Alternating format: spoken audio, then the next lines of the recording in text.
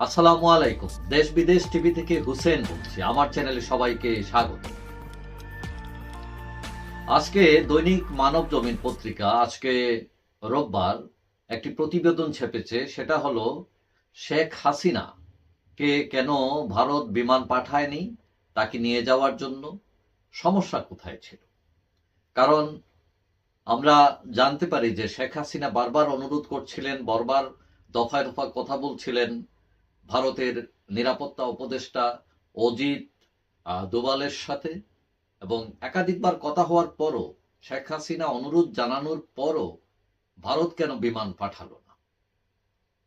এখন কথা হচ্ছে যে শেখ হাসিনা কেন অনুরোধ করেছিলেন ভারতকে বিমান পাঠানোর জন্য।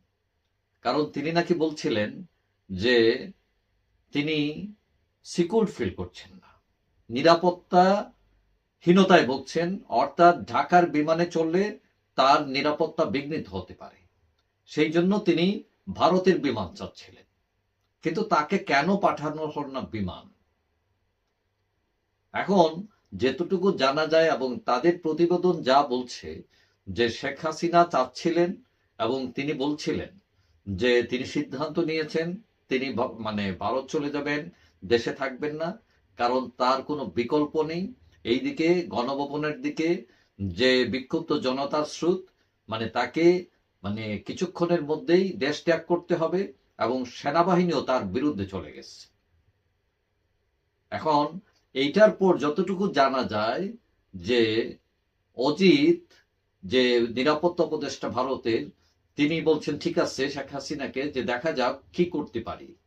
তারপর তিনি একটা মিটিং করেন এবং বিরোধী দলের মতামত নেন যে এখন কি করা যায়, এবং বিরোধী দলের মতামত নিয়ে তিনি শেখ হাসিনাকে জানান যে নানা কারণে বিমান পাঠানো সম্ভব নয়, এবং ঢাকা যাতে একটা বিমানের ব্যবস্থা করে তাকে ভারতে পাঠায়।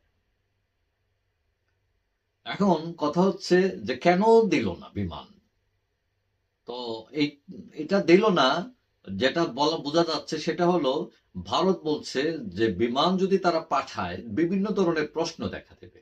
বাংলাদেশের সার্বভৌমত্ব, স্বাধীনতা, সার্বভৌমত্ব নিয়ে প্রশ্ন উঠবে, এবং তারা যদি বিমান পাঠায় আন্তর্জাতিক অঙ্গনে অনেক কথাবার্তা উঠবে। এবং যেহেতু বাংলাদেশের সাথে তাদের রাজনীতি করতে হবে, চলতে হবে, ব্যবসা বাণিজ্য করতে হবে, সেই জন্য ভবিষ্যৎ রাজনীতির কথা চিন্তা করে তারা মনে করেছে যে তিনি বাংলাদেশের বিমানে আসলেই ভালো। ভারত যদি বিমান পাঠায় তাহলে প্রশ্নের সম্মুখীন হবে, এবং এটা তারা চাচ্ছে না।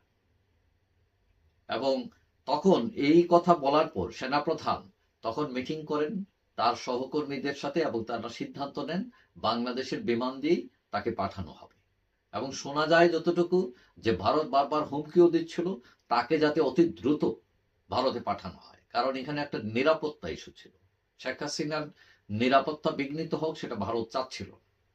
এবং হাসিনা যাওয়ার আগে একটা বক্তব্য দিয়ে যাওয়ার জন্য একটা লেখাও লিখছিলেন, 3 পৃষ্ঠার একটা লেখা, এবং সেটা তিনি তার প্রেস যে টিম ছিল তাদের একজনের সাথে কথা বলতে চাচ্ছিলেন, বলেছিলেন, এবং ওই প্রেসের যে কর্মকর্তা ছিলেন তিনি এখন আত্মগোপনে আছেন।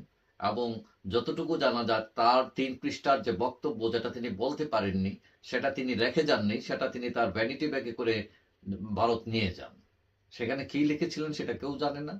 তবে এটা আজকের যে মানবজমিন পত্রিকায় যেটা বোঝাতে চাইল সেটা হলো যে ভারত টেকনিক্যাল কারণে শেখ হাসিনাকে বিমান পাঠায়নি, তার রাষ্ট্রের ভাবমূর্তি যাতে নষ্ট না হয়, এবং তারা এটাও চাচ্ছিল যাতে শেখ হাসিনার নিরাপত্তাহীনতা যাতে তিনি না ভোগেন, তিনি যাতে সেফে ভারত এসে পৌঁছতে পারেন।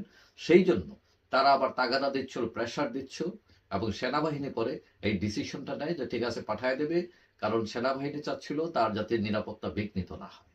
যাই হোক, সবাই ভালো থাকবেন। আশা করি দেখা হবে অন্য কোনো ভিডিওতে ইনশাআল্লাহ। আল্লাহ হাফিজ।